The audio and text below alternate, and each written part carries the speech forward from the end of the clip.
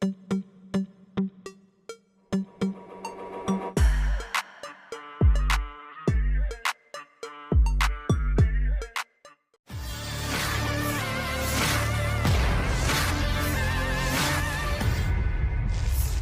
pasukan infanteri angkatan bersenjata Ukraina tertangkap kamera drone pengintai Rusia.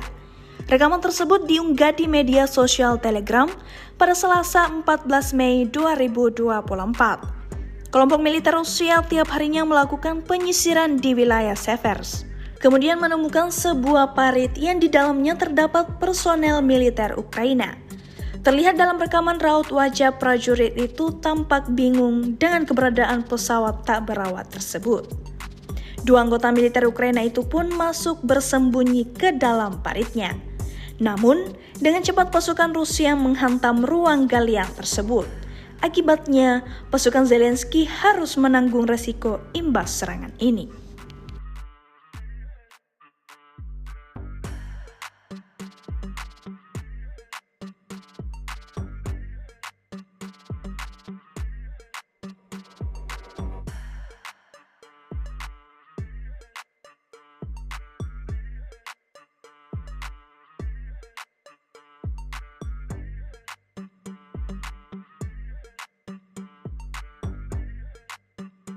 Download Tribun X sekarang, menghadirkan lokal menjadi Indonesia.